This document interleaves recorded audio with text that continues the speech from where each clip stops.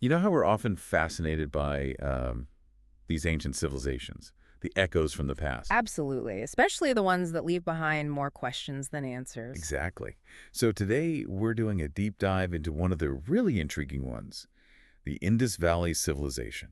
A truly remarkable society. Our mission really is to pull out some key insights, Yeah. surprising facts about how they lived. Things like their cities, their tech. Yeah, how they structured their society, what they cared about, and maybe if there are lessons for us now. It's a great topic. So much to explore there. When you look at their big cities, these major urban centers, What's the first thing that strikes you? it's the planning, the sheer scale of it. It wasn't just random growth. It looks, well, intentional. Like a grid system. Exactly. Carefully laid out streets and, importantly, really sophisticated infrastructure for the time. Think drainage, sanitation. Okay, let's pause on that. Urban planning. It wasn't just neat lines, was it? The fact that Yeah. he focused on things like sanitation. That says something pretty profound about their values, doesn't it? Maybe a focus on communal well-being. I think so. It suggests a society that valued order, public health, perhaps a strong central idea, or at least widely shared principles. And this kind of citywide system wasn't necessarily typical back then. Not always to this degree, no. It's quite distinctive. And their cleverness didn't stop there. Yeah. Right. They were also pretty advanced with water management, metallurgy. Oh, definitely. They built impressive systems for handling water storage, irrigation, crucial for where they lived. Makes sense. And their metalwork, yeah. Copper, bronze.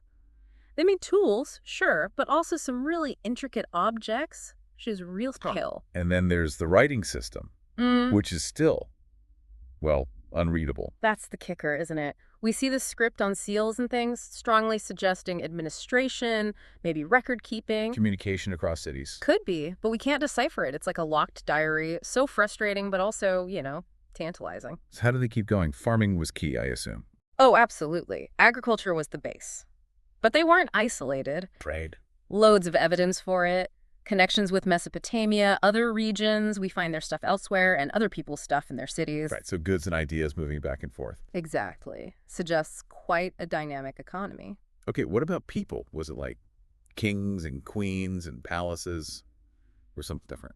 That's one of the big questions. Honestly, the evidence for a really sharp hierarchy, like massive palaces or super rich burials compared to everyone else, it's not that strong.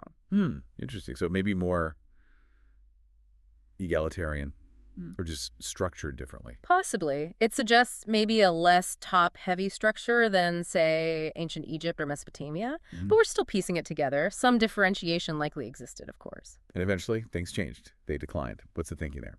Environment. That seems to be the leading idea, yeah. Climate change, shifts in river patterns, maybe earthquakes. Things that would hit their farming hard. Precisely. Pressure on resources, strain on the cities. It likely wasn't one single thing, but a combination of factors over time. When you look at the artifacts they left behind, those seals again, the pottery, what glimpses do we get of their culture, their beliefs? It's mostly interpretation, because we lack the texts. We see figures, symbols, maybe deities, animals seem important, possibly fertility symbols. But it's speculative. Largely, yes. Yeah. We can talk about theories, potential religious practices, but it's hard to be certain. The art itself, though, tells us something about their aesthetic sense. It's striking, isn't it? A civilization so organized, so advanced in some ways, seemingly undone by environmental challenges. It really is. Does that resonate today? Any lessons in their story for us? I think it has to, doesn't it? Their focus on water management in a tough climate, for instance, it makes you think about sustainability, resource management. Things we're grappling with right now. Exactly. Are we building resilient cities? Are we managing our resources effectively? Their story is kind of a case study from millennia ago. So summing up, we've seen meticulously planned cities, clever tech, a silent script, wide trade networks, and a decline linked to the environment. A complex picture. It really underscores that deep connection between society and the environment it depends on. Yeah. And what really stands out for me is that organizational capacity, that seeming emphasis on the communal seen in the cities. Right. Which leads to a final thought, perhaps. As we face our own complex global challenges, environmental and social, could looking back at their maybe more communal or civic-minded approach offer any useful perspectives, something to chew on?